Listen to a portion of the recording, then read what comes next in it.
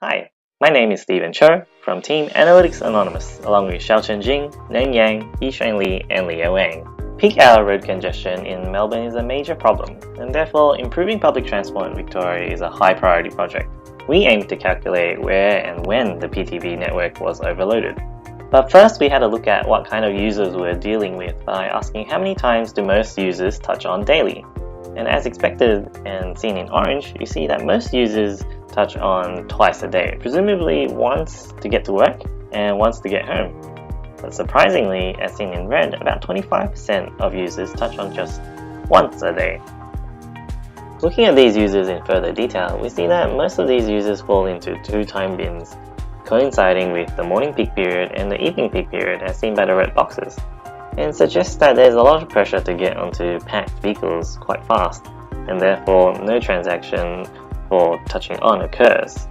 Thus, any peak hour analysis needs to be quite aware that the data will at least have some margin of error, as these passengers are effectively invisible for at least one leg of their daily journey. Now, taking a step back and looking at just pure touch on and touch off frequency count ratios for all modes of transport, we see that for buses it's about 76% and for trains about 90%, which is fairly well balanced. However, for trams it's an abysmal 27%. Now, on top of this missing touch-off transactions for the tram dataset, there's also a lot of what is known as headless mode, where we don't know the route or the stop ID for the transaction. And you can see that a lot of the data from 2015, 2016, the orange and blue, are affected by this, and very poor quality data. So we focused on just using the 2017 to 2018 financial year tram dataset. Now, to simplify what we did to clean the tram dataset, what we first did is we matched tram data by touch on and off transactions. And then we were able to break that down to 3 levels of data quality: match data, no touch off transaction data, or all headless data. And then we used a combination of inference and probabilistic user travel patterns to derive touch off locations and route stop ID information for headless mode to give us a full tram dataset.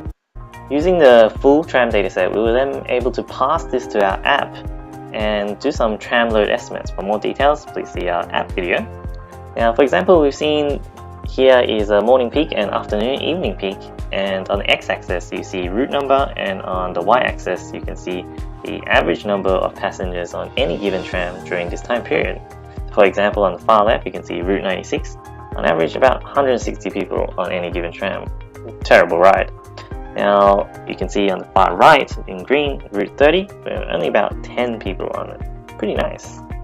Using our insights, we will be able to identify places that have high load and be able to do some tram reassignment from green routes to red routes to help alleviate high load, or perhaps add new trams. And of course, replicate what we have done for buses and trains.